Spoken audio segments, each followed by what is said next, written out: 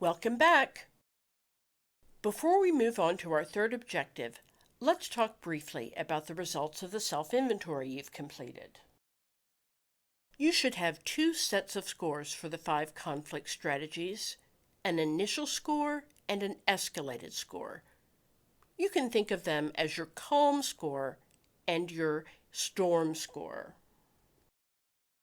You may have a tie between one or more columns, or two scores extremely close to each other. Maybe your initial and escalated scores are the same. Some folks may even have more or less even scores on several styles. And perhaps you think your results are way off base. That's just fine. What this shows us is that while most of us don't use a single style or approach to conflict, certain people gravitate toward different styles of conflict resolution, and others gravitate toward other styles. When the intensity of a conflict grows, an individual style is likely to change. The key point here is that a high score on a particular style suggests that you are more likely to use it when you face conflict. Reflection about your scores is more important than the scores themselves. Again, we are not going to ask you to share your results, but do take note of your initial and escalated styles and consider how they serve you in different conflict situations. Consider your personal scores as we cover the rest of the material, and be sure to bring your results along to the live session for your own use. With this in mind, let's continue to our next objective. We're going to learn about the 5 different conflict resolution strategies so that we can recognize them in real life.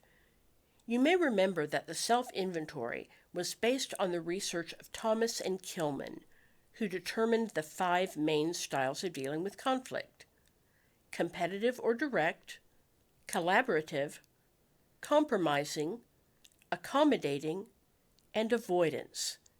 Each has its own benefits and risks.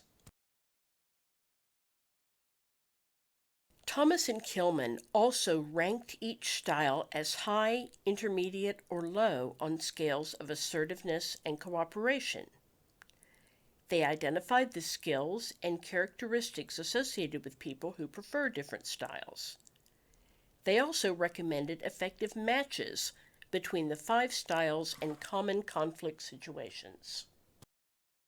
At this point, you might feel like this: how can you possibly choose? It really does depend on the situation, and we'll dig deeper into that during our live session. For now, let's start with a look at each of the 5 styles. The first style was labeled competitive by Thomas and Kilman, but others have described it as direct. For example, someone who speaks abruptly or directly may not see you as competition, but they certainly don't mince words. People who prefer this style are comfortable and confident in their position, rank, authority, and expertise. They can also be quite persuasive. They are able to take charge of situations and address issues and individuals directly. High in assertiveness but low on cooperation, they know what they want and often prefer checklists or bullet points to long explanations. They are quite comfortable being straightforward and succinct. They don't like to waste time, but this directness can be misinterpreted. Just because someone is direct, a person of few and perhaps very specific words, does not mean that he or she is a rude jerk. There's a big difference between assertiveness and aggression, but those who gravitate toward different styles may equate the two. Some folks are born to it. They are naturally direct. Others of us must learn this style. You know the old saying, if you have to ask what it costs, you probably can't afford it? Well, if you have to ask if you're assertive, then you probably aren't. One strategy down, 4 to go. On to the collaborative style. Those who gravitate toward a collaborative approach to conflict are comfortable stepping aside and want to be sure that everyone's needs are met.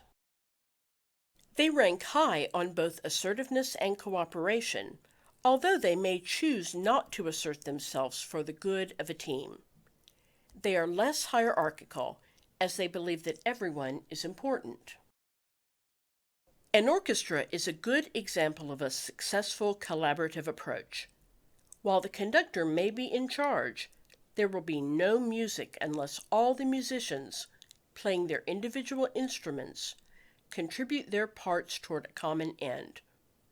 The trombone player in the back row is as important overall as the first violin. Sounds wonderful, right? Yet in the workplace, a collaborative strategy is the least utilized approach to conflict resolution. Why do you think so? Collaboration takes time. An orchestra rehearses for months before they perform. As you can already see, each of the 5 styles has its pros and cons, its risks and its benefits. We'll talk more about them in our live session. The third conflict resolution style is compromising.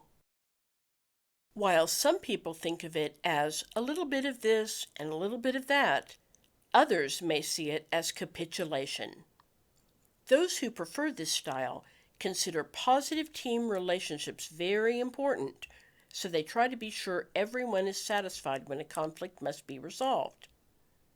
They are in the middle in terms of assertiveness and cooperation, which means they are okay giving up some control, like the collaborating people, but unlike those who are competitive and direct.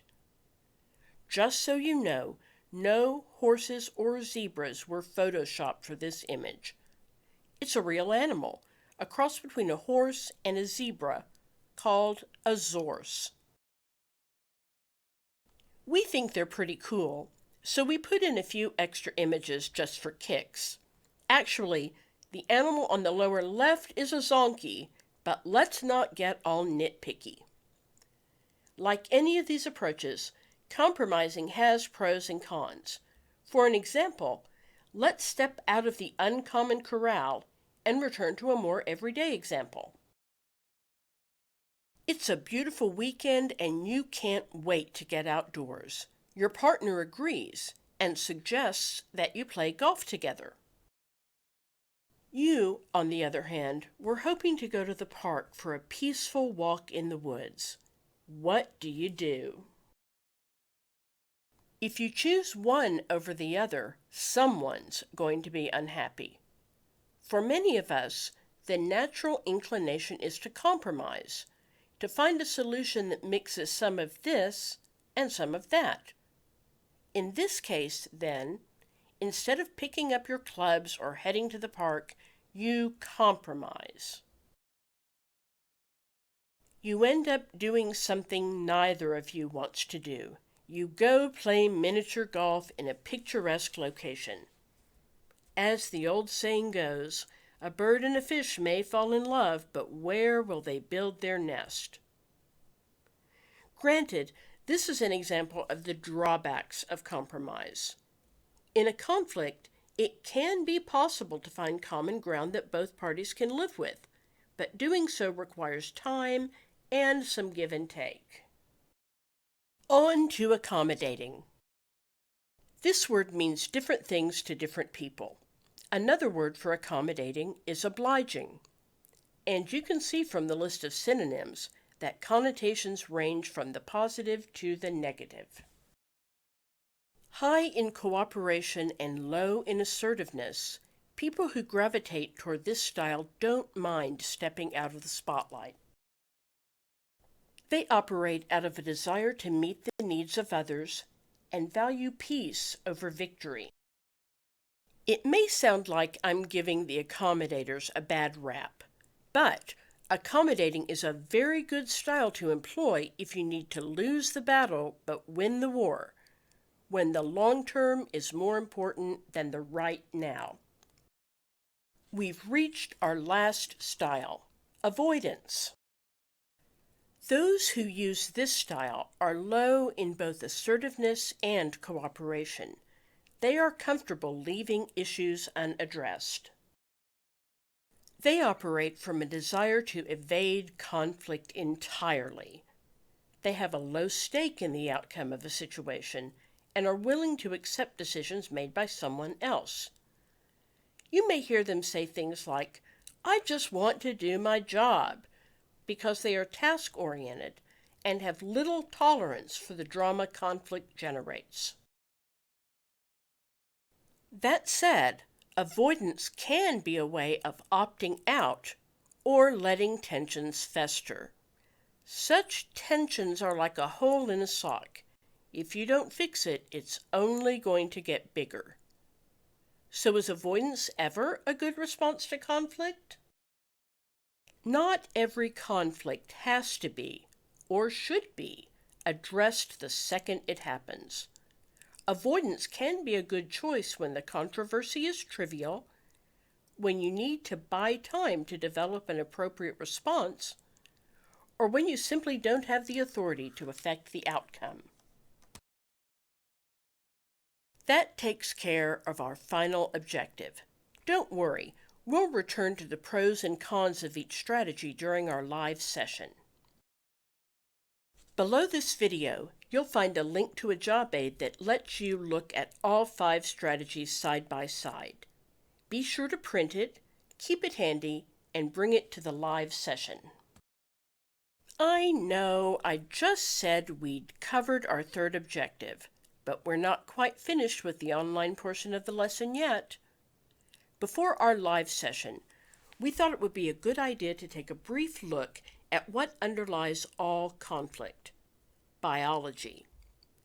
The next section contains a brief video about the role our brains play in our reactions to conflict. After the video, it's on to a wrap-up and a quiz. I'll see you back here after the next video.